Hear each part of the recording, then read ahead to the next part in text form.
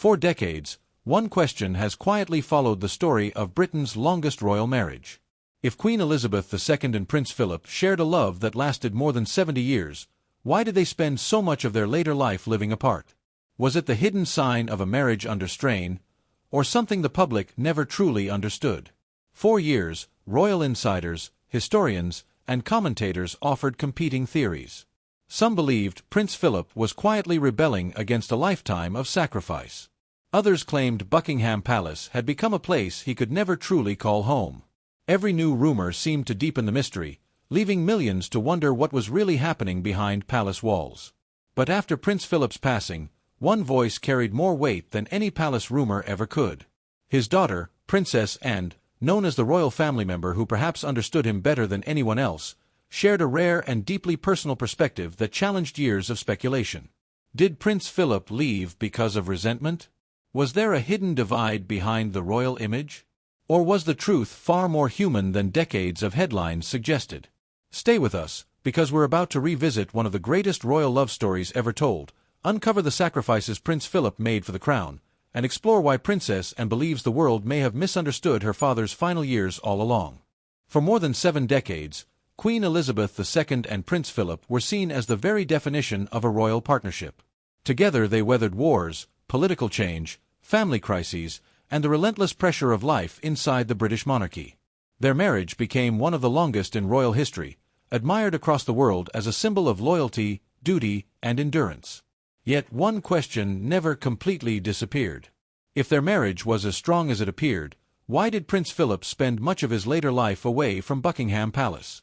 Why would the husband of Britain's longest reigning monarch choose the peace of Sandringham rather than remain beside the Queen at the palace that represented the very heart of the monarchy? For years, that question fueled endless headlines, television debates, and royal documentaries. Every explanation seemed to create another mystery. Some commentators believed Prince Philip had grown tired of palace life after decades of sacrifice. Others argued he simply wanted a quieter retirement after a lifetime of public service. Still others wondered whether living apart hinted at tensions hidden behind carefully choreographed royal appearances. Then came something many royal watchers had waited years to hear.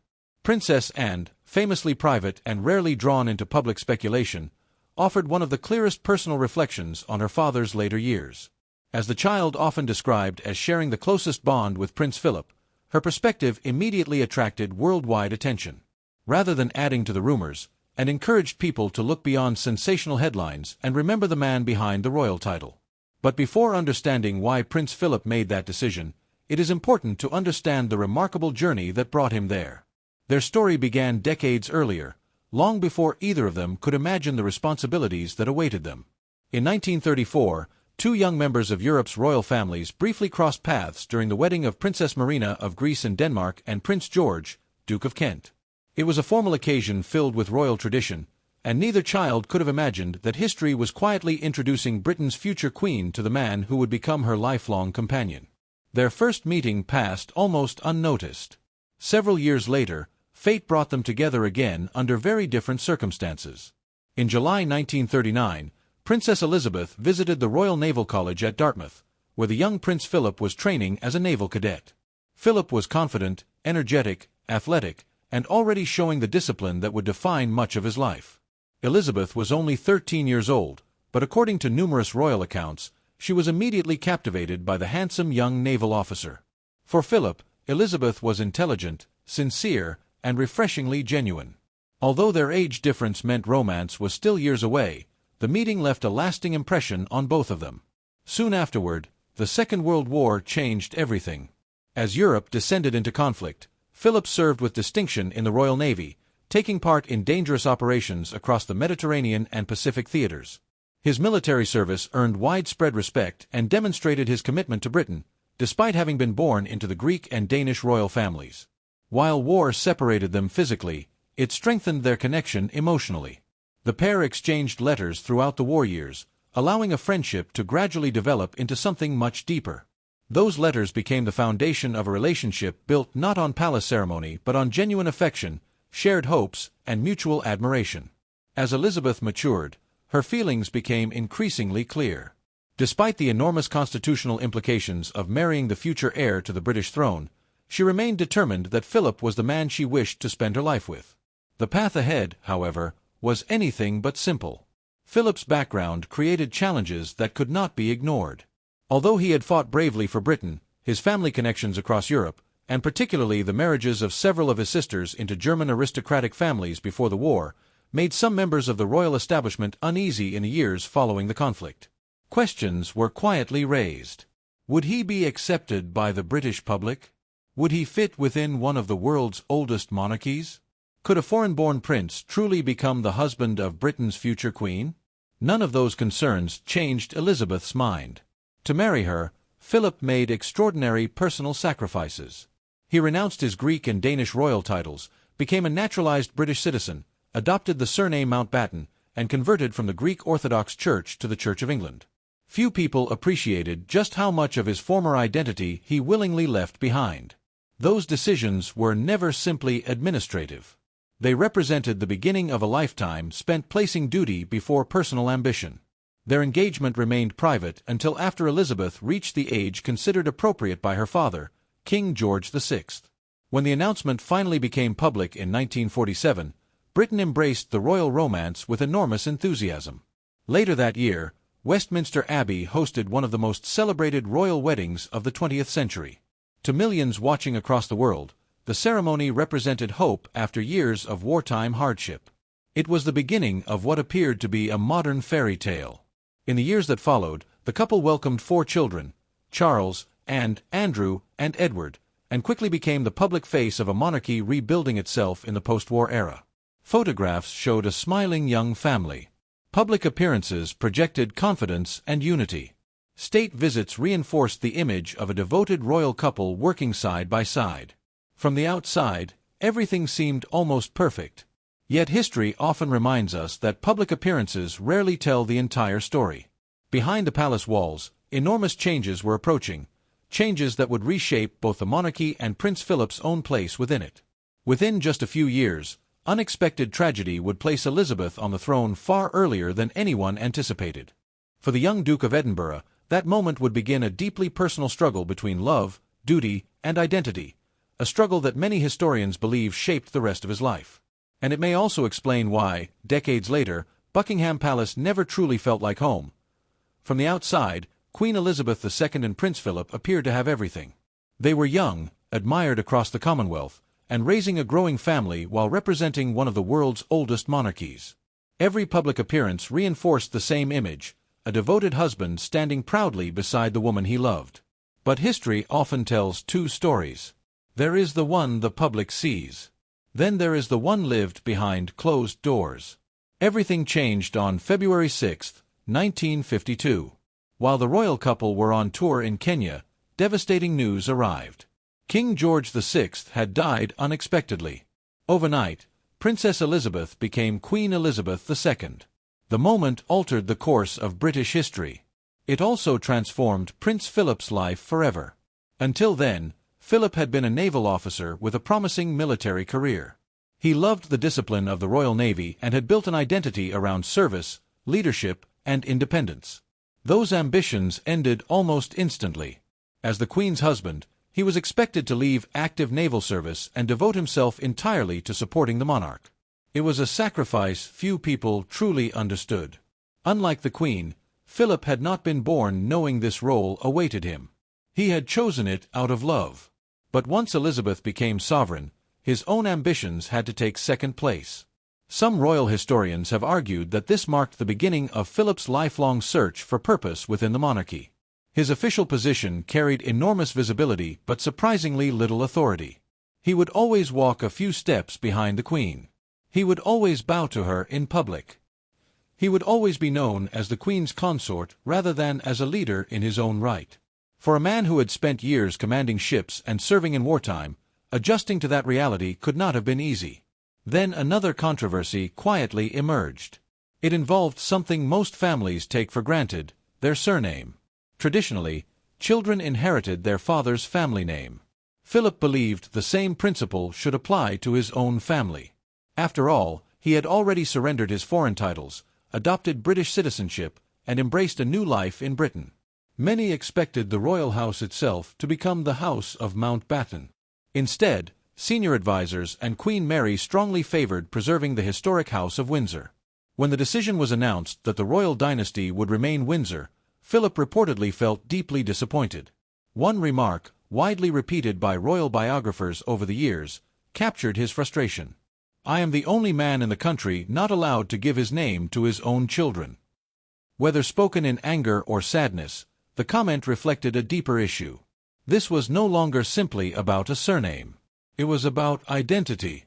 Over the years, Philip had given up his homeland, his naval career, his former royal titles, and even the family name he hoped would continue through his descendants. Many observers have suggested these sacrifices gradually accumulated into something much heavier. Yet despite those frustrations, Philip never stopped working. He represented the crown across the globe, accompanied the Queen on hundreds of overseas visits, championed environmental causes long before they became mainstream, and founded the Duke of Edinburgh's Award, inspiring millions of young people around the world. Those achievements demonstrated that Philip was determined to build a meaningful legacy of his own.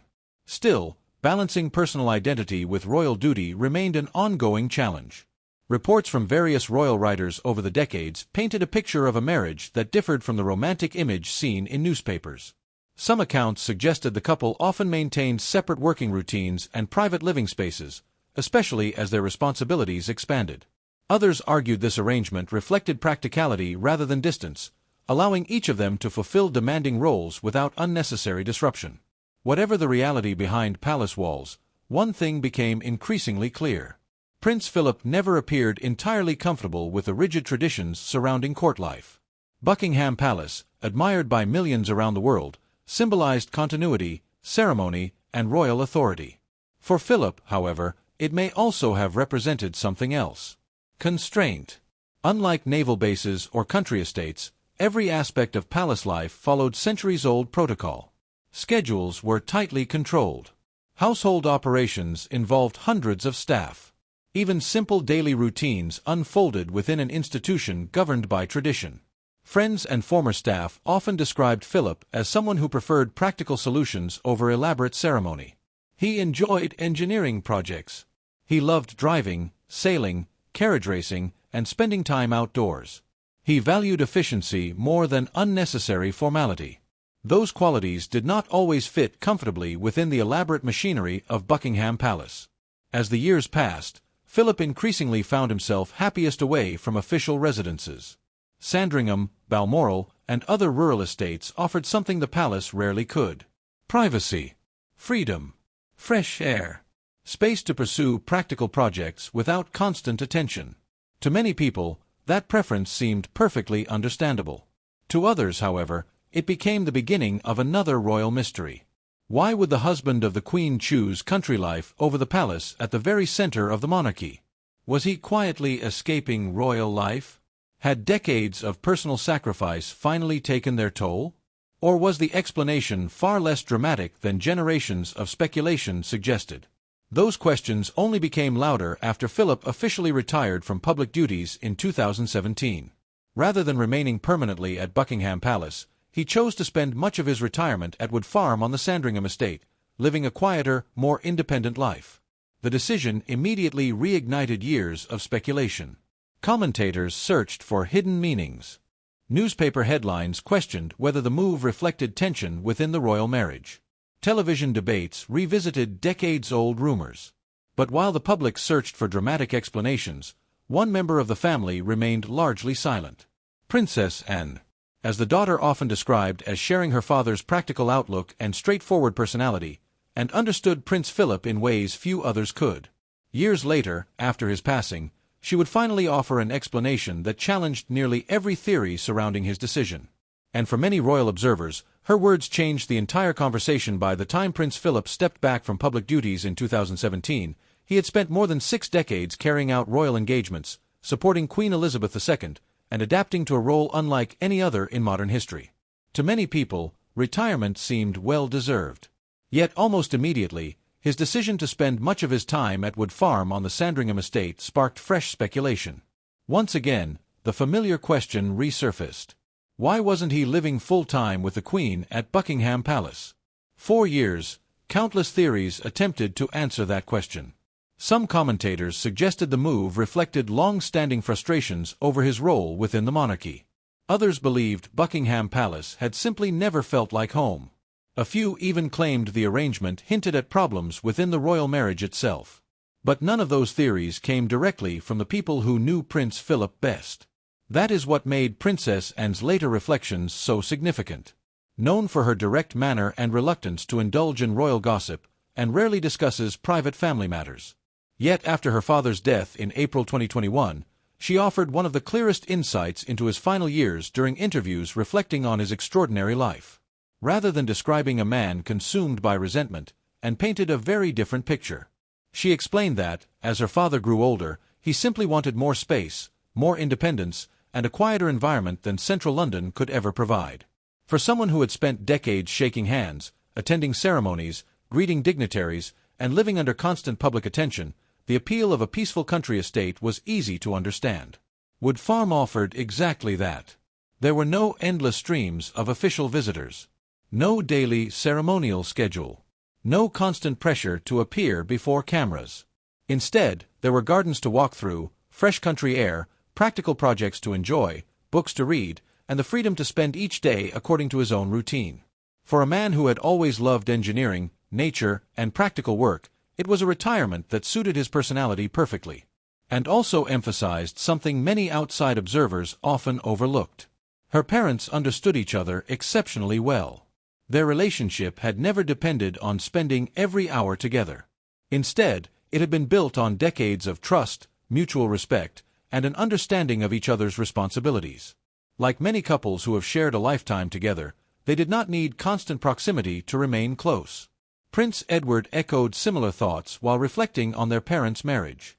He described the Queen and Prince Philip as one another's greatest source of support through countless tours, official engagements, state visits, and moments of national crisis. Behind the public ceremonies was a private partnership that few people ever truly saw. That perspective challenged years of speculation. Rather than viewing Philip's retirement as an act of rebellion, and encouraged people to see it as the natural choice of an elderly man who had earned the opportunity to slow down after a lifetime of extraordinary service. It was not about abandoning duty. It was about embracing peace. Even after moving to Sandringham, Prince Philip continued to see the Queen regularly. She frequently visited him, particularly during weekends and holidays, and the couple continued to spend important occasions together whenever possible. Their routines may have changed. Their commitment to one another had not. In many ways, their arrangement reflected something surprisingly ordinary. After decades of marriage, they understood one another's habits, preferences, and personalities better than anyone else could. Philip preferred country life. The Queen's constitutional role required her to remain closely connected to Buckingham Palace and Windsor. Each accepted the other's responsibilities without demanding unnecessary compromise. Perhaps that quiet understanding was one of the true secrets behind a marriage that lasted more than 73 years. When Prince Philip passed away on April 9, 2021, at the age of 99, the Queen reportedly described his death as leaving a huge void in her life. The words carried enormous emotional weight. For all the rumors, speculation, and headlines written over the decades, those closest to the couple consistently spoke about a partnership built on affection, humor, resilience, and unwavering loyalty. Looking back, it becomes clear why Princess Anne's reflections resonated with so many people. They reminded the public that not every royal mystery hides a scandal. Sometimes the simplest explanation is also the most human. After giving up his homeland, his military career, his royal titles, and much of his personal identity in service to the crown, Prince Philip eventually sought something remarkably ordinary. A little peace, a little privacy, and the freedom to enjoy the countryside he had grown to love. That choice may never silence every theory surrounding his retirement, but it offers a perspective rooted in the experiences of the daughter who arguably knew him better than almost anyone else. So, what do you think? Was Prince Philip's move to Sandringham simply the natural decision of a man seeking a quieter life after decades of public service?